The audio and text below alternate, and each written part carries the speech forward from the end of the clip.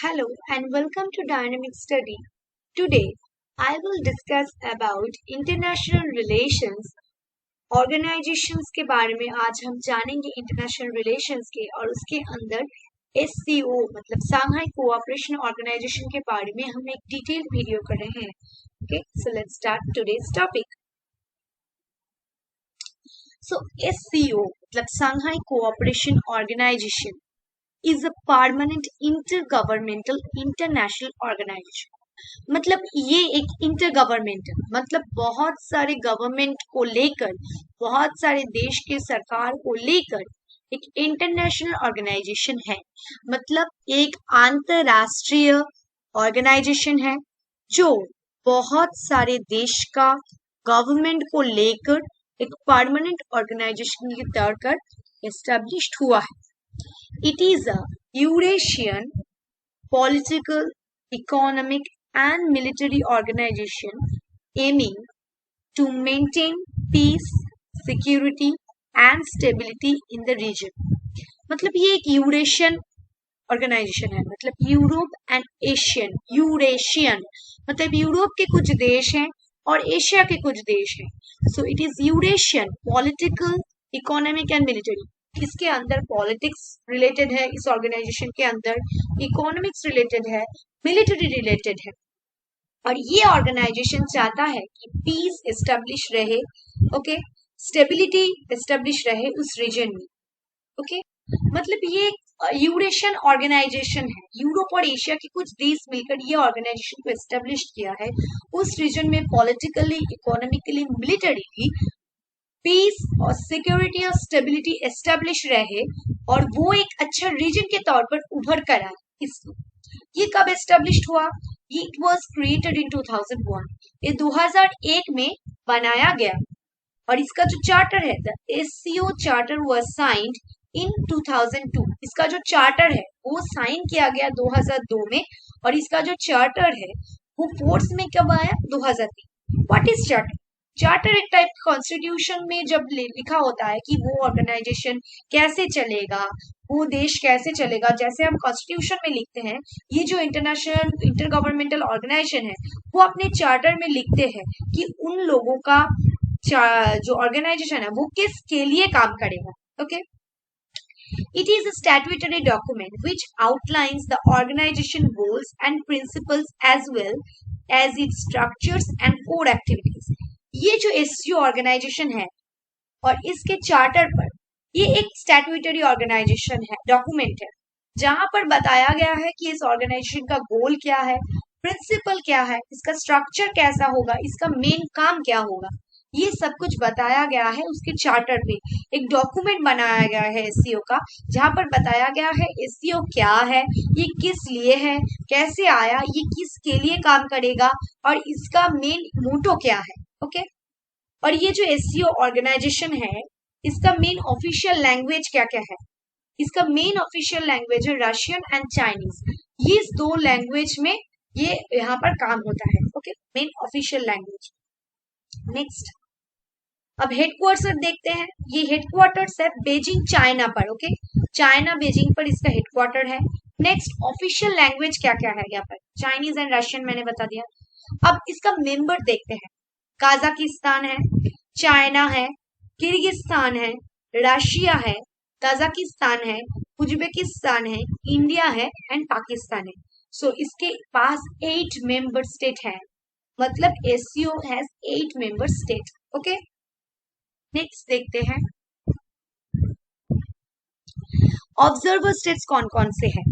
ये तो है परमानेंट मेंबर्स. ओके, ये है मेंबर्स, परमानेंट मेंबर्स. और इसके अलावा है कुछ ऑब्जर्वर स्टेटस मिले हैं कुछ स्टेट्स को, जैसे कि अफगानिस्तान को, बेलारूस को, ईरान को, मंगोलिया को. ये सब है ऑब्जर्वर जो ऑब्जर्व करते हैं इस ऑर्गेनाइजेशन के कामकाज को.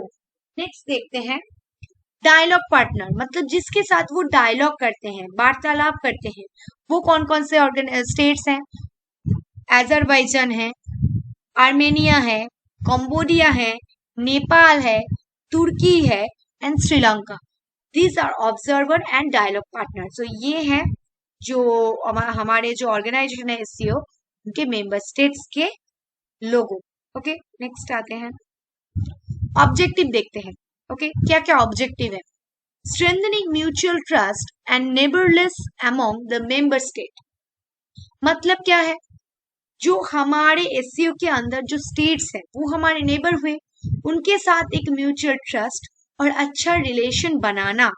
मतलब एससीओ के अंदर जितने भी स्टेट्स हैं वो एक दूसरे के साथ म्यूचुअली कोऑपरेट करेंगे और एक दूसरे को विश्वास करेंगे और कोऑपरेट करके चलेंगे। Okay, next, promoting effective cooperation in politics, trade, economy, research and technology and culture। इन सारे चीजों में एक कोऑपरेशन बनाएगा, इफेक्टिव कोऑपरेशन। मतलब इससे के अंदर जो स्टेट्स हैं वो अपने आप में politics related, trade related, economics related, research, technology related and culture related एक अच्छा कोऑपरेशन बनाएगा।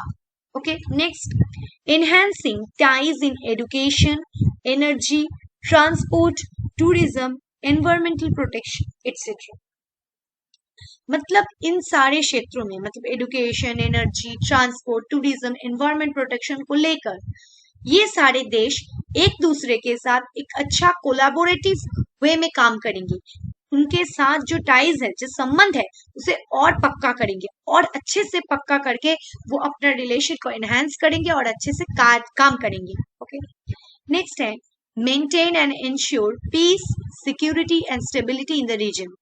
मतलब जिस रीजन पे हम है, मतलब ये जो एससीओ जो रीजन है वहां पर पीस मेंटेन करेंगे वो लोग, सिक्योरिटी को मेंटेन करेंगे एंड स्टेबिलिटी को एस्टेब्लिश करेंगे।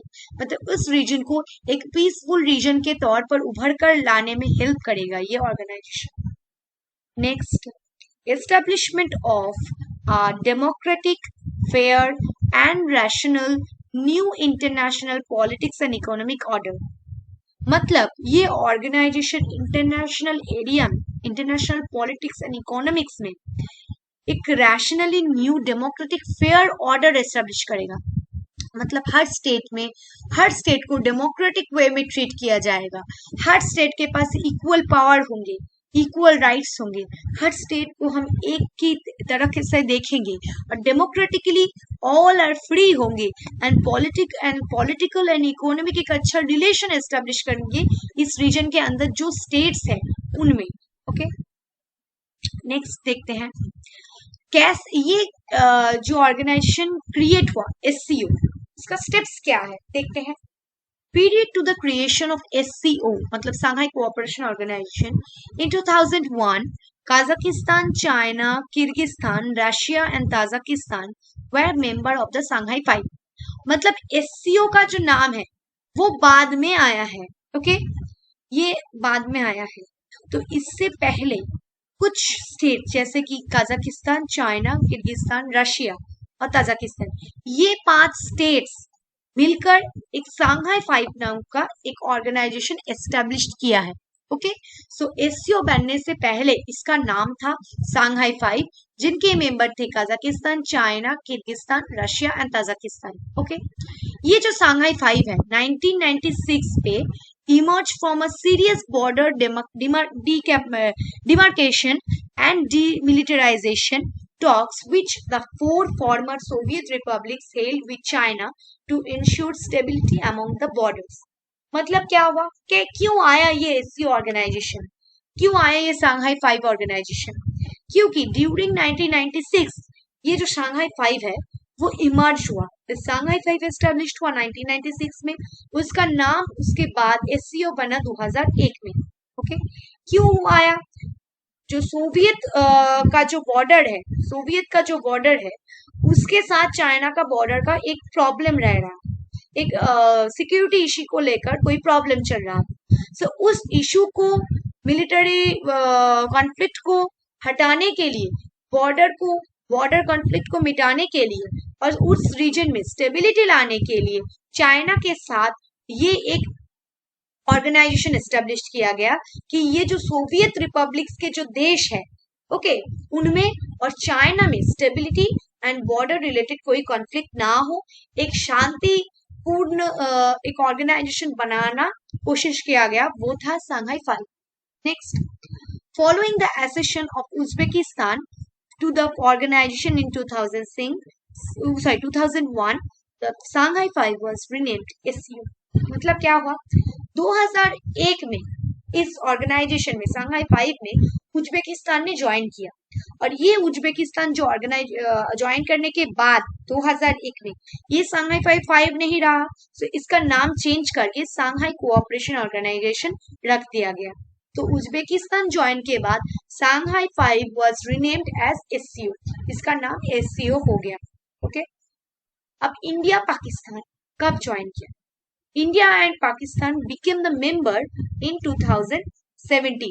2017 में ये एक मेंबर के तौर पर उभर कर आए। So India and Pakistan became member in 2007, but ये पहले ही मेंबर नहीं बन गए। 2005 में इंडिया ने as a observer status join किया था एससीओ को। मतलब 2005 में इंडिया एससीओ के एक ऑब्जर्वर थे, जो बाद में 2017 में जो आस्ताना समिट हुआ, वहां पर इंडिया एंड पाकिस्तान इसके फुल टाइम मेंबर के तौर पर उभरकर आए। ओके, नेक्स्ट देखते हैं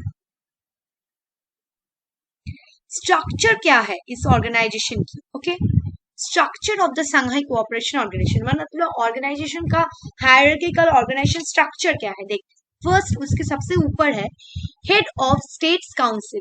okay, the supreme SCO body which decides its internal functioning and its interaction with other states and international organization and considers international issues। मतलब ये head of the state council है, ये head of the state council है, जो members हैं उनके head of the state का council है। ये एक सुप्रीम बॉडी है, सर्वोच्च बॉडी है एससीओ के, जो डिसाइड करता है कि एससीओ के अंदर कैसे काम किया जाएगा, इंटरैक्शन कैसे होगी अदर स्टेट के साथ, इंटरनेशनल ऑर्गेनाइजेशन के साथ, इंटरनेशनल इश्यूज के साथ कैसे ये ऑर्गेनाइजेशन डील करेगी। मतलब ये एक सर्वोच्च संस्था बॉडी है एससीओ के अंदर, जो डिसाइड कर सकता है सब कुछ, एससीओ के अंदर कैसे काम होगा, एससीओ जैसा ऑर्गेनाइजेशन दूसरे ऑर्गेनाइजेशन के साथ कैसे बिहेव करेगा, इंटरनेशनल इश्यूज के साथ से कैसे डील किया जाएगा, इसके बारे में बताता है head of the state council. Next, head of the government council, ये अप्रूव करता है budget, consider and decides upon the issues related to economic spheres of interaction within SCO. ये जो head of the government council है, ये budget related, economics related जो interaction होगी इसके लिए काम करता है। मतलब ये देखता है कि बजट को कैसे कंट्रोल किया जाएगा, इकोनॉमिक्स को कैसे कंट्रोल किया जाएगा, और कैसे एससीओ के अंदर इंटरैक्शन होगी, इसके बारे में काम करता है ये heads of the government council. Okay, next, council of ministers of foreign affairs considers issues related to day activity. मतलब ये फॉरेन अफेयर्स के मिनिस्टर्स जो है वो यहाँ पर पार्टिसिपेट करते हैं, और यहाँ पर क्या होता है, जो डे इंटरनेशनल फॉरेन मिनिस्टर के साथ कैसे बात होगी, इंटरनेशनल डे जो एक्टिविटीज है एससीओ की, इनके बारे में काम करता है। Next RATS, it is a very important organisation of SCO. Okay, regional anti terrorist structure RATS, ये एस्टेब्लिश्ड हुआ है to combat terrorism, separatism and extremism. मतलब इस रीजन में टेररिज्म को रोकना, जो सेपरेटिज्म है, मतलब देश जो टुकड़े टुकड़े हो रहे हैं, एक्सट्रीमिज्म, कोई एक्सट्रीम कॉज के लिए एक लड़ना, इस चीज को रोकने के लिए एक रैट्स मतलब रीजनल एंटी टेररिस्ट स्ट्रक्चर करके एक ऑर्गेनाइजेशन का एक बॉडी एस्टेब्लिश किया गया।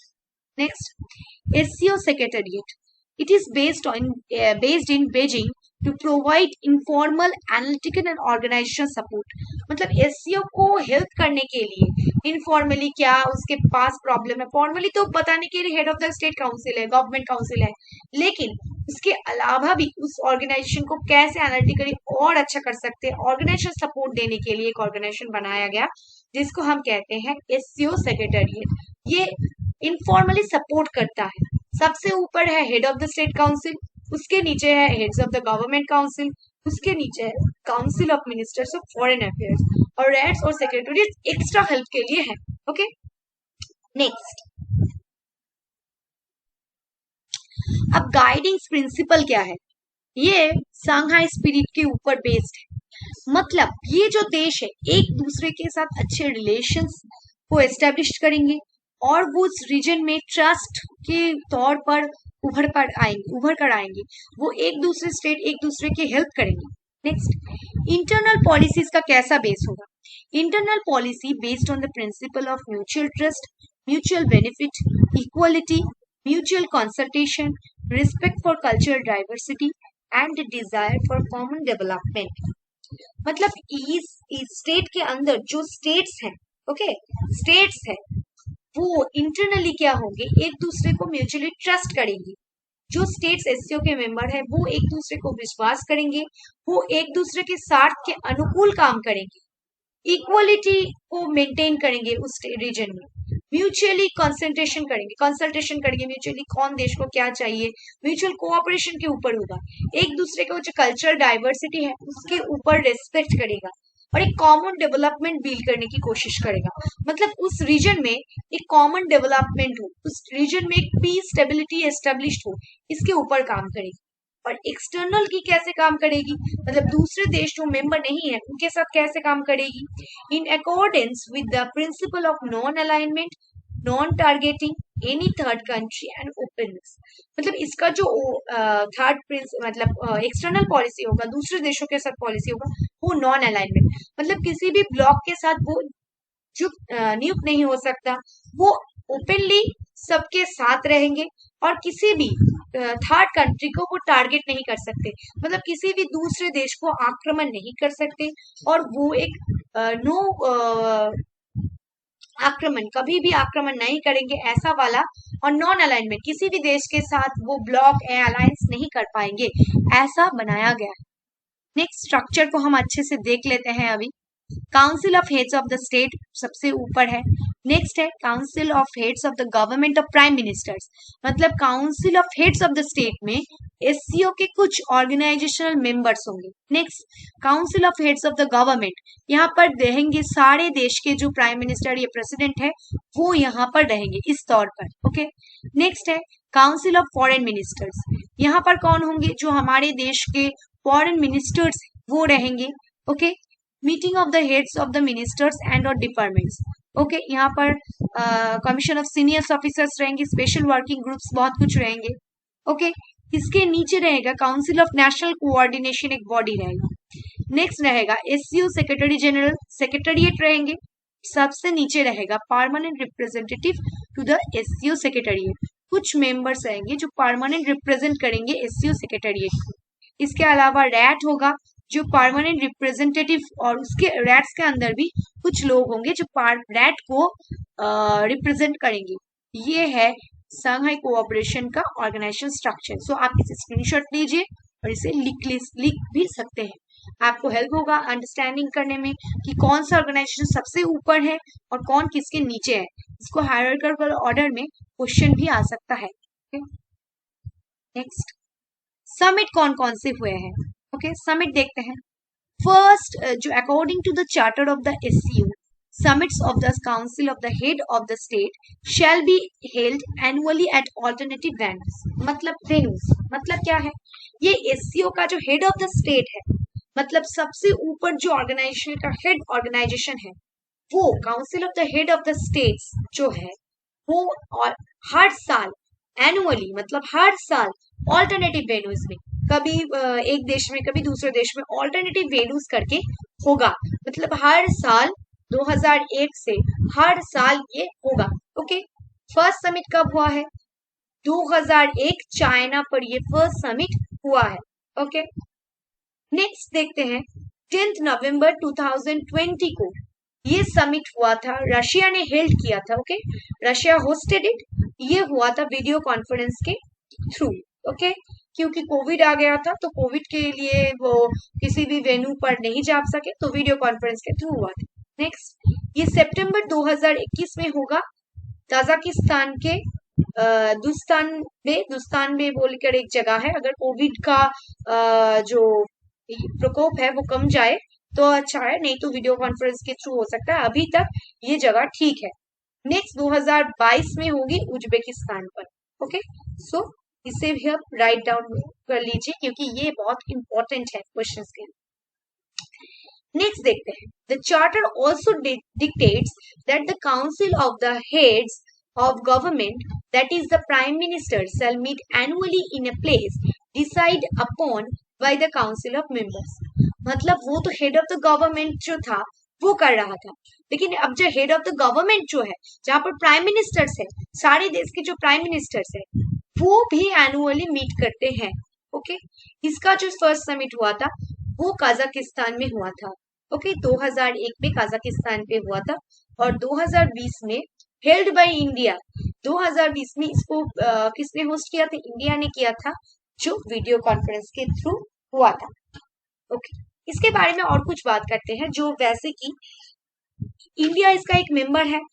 सो ये इंडिया इसका मेंबर होकर क्या सॉल्व हुआ है? इंडिया ने क्यों एससीओ ज्वाइन किया? क्योंकि opportunity to resolve border dispute. इससे क्या हुआ, इंडिया के साथ जो पाकिस्तान का और चाइना का जो बॉर्डर रिलेटेड डिस्प्यूट्स है वो वहां पर बोल सकते हैं, और वहां पर अगर वो एक ऑर्गेनाइजेशन के मेंबर है तो क्या होगा, जो बॉर्डर रिलेटेड डिस्प्यूट्स है वो कवर कर सकेंगे, वो अच्छे से मिटा सकेंगे। नेक्स्ट है एनर्जी सिक्योरिटी। वहां पर जो एनर्जी है उसको लेकर एक सिक्योरिटी एस्टेब्लिश हो सकती है और कनेक्टिविटी एस्टेब्लिश हो सकती है। एनहांस कनेक्टिविटी होगा, वो देश में अगर कनेक्टिविटी रहे तो इस रीजन में पीस होगा। नेक्स्ट, इससे क्या होगा, India close to China, India और चाइना के बीच एक अच्छा रिलेशन बन सकता है, और पाकिस्तान के साथ भी ऐसा एक क्लोज रिलेशन हो सकता है और एक अच्छा प्लेटफॉर्म हो सकता है जहां पर इंडिया और पाकिस्तान बात कर सके।